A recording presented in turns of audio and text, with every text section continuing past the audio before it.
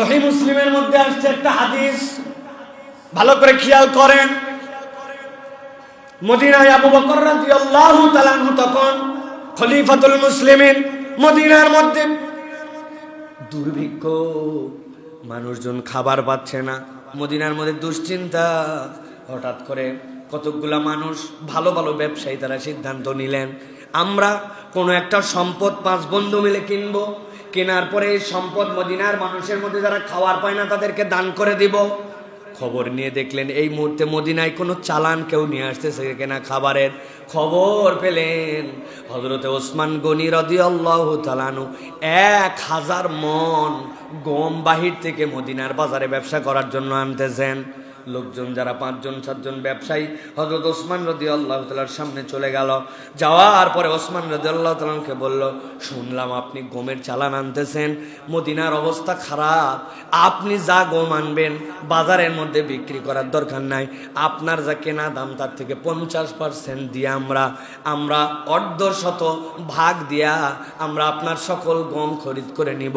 তবে এই খরিদ করার পরে আমাদের ব্যবসা করার উদ্দেশ্য নয়, আমাদের উদ্দেশ্য হচ্ছে মদিনার যে মানুষগুলা দুর্ভিক্ষতে, মদিনার যে মানুষগুলা খাদ্যের কষ্টের মধ্যে আছে, আমি আমাদের পক্ষ থেকে এইগুলা সব তাদেরকে দান খয়রাত করে দিব। ওসমান বললেন, না, এই কারবার হতে পারে না। যদি তোমরা আমাকে 1000 গুণ দাও বেশি, তাইলে কেবল আমি তোমাদেরকে দিতে পারি। কেননা ইতিমধ্যে আমাকে একজন বলছে 700 গুণ বেশি দিয়ে আমার মাল কিনে নিবে।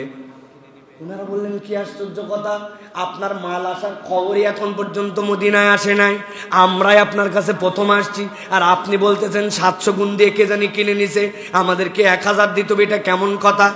হযরত ওসমান গনি রাদিয়াল্লাহু তাআলা আনহু বললেন, ওই 700 গুণ কেউ দিতে চায় নাই, ওই 700 গুণের কারবার তো আমার আল্লাহ আমাকে আগেই বলে দিয়েছেন, বান্দা তুমি তোমার একটা ক্ষুদ্র দান যেটা আল্লাহ 700 গুণ পর্যন্ত বাড়াতে পারেন, অতএব আল্লাহর 700 গুণের উপরে যদি 1000 গুণ দিতে পারো তাইলে আমি বিক্রি করতে রাজি।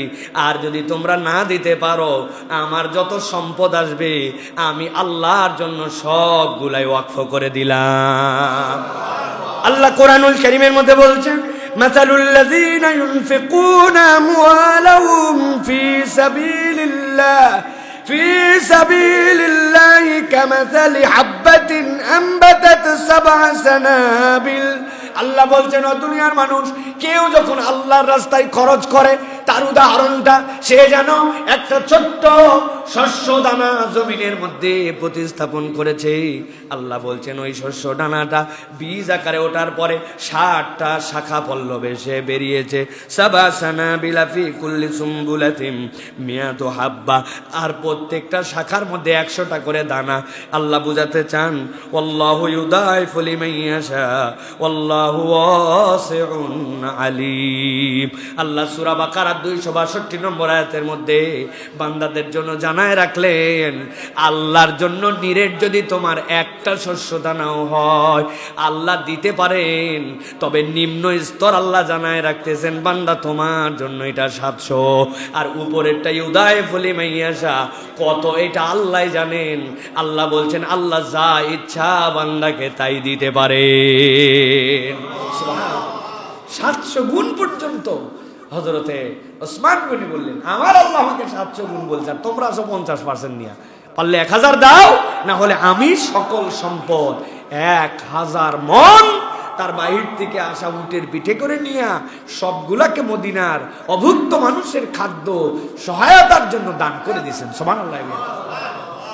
আহা, তারাও ছিলেন মানুষ, তারাও ছিলেন বিজনেসম্যান, আল্লাহ তাদের বরকত দিয়েছিলেন। আল্লাহু আকবার। কিয়ামত পর্যন্ত তার এই নিয়ামত যেগুলো আল্লাহ তাকে দিয়েছেন, অন্ততপক্ষে একটা বরকত তো টের পাচ্ছেন না। 200 বছর আগের কোনো ব্যবসায়ীর নাম বললে আপনি বলতে পারবেন না। আর আল্লাহ রাব্বুল আমিন উনাকে এমন বরকত দিয়েছেন, কিয়ামত পর্যন্ত ওসমান গনির আলোচনা প্রত্যেক ইমানদারের মুখে মুখে হবে। সুবহানাল্লাহ। এইটুক বরকতই আপনি একটু চিন্তা করেন, এটা কি বরকত। কে হযরত ওসমান যদি ঈমান না থাকতো, কে হযরত ওসমান যদি রাসূলুল্লাহ সাল্লাল্লাহু আলাইহি ওয়াসাল্লামের সাহাবী না হতেন, কি তার মূল্যায়ন। ঈমান এনেছেন, ইসলামের ছায়া তলে এসে আল্লাহর দেওয়া মাল ব্যয় করে দিয়েছেন, কিয়ামত পর্যন্ত নামের শেষে গনি লাগানো আছে। সুবহানাল্লাহি ওয়া বিহামদিহি। সুতরাং এটাও তো একটা বিরাট নিয়ামত রে ভাই।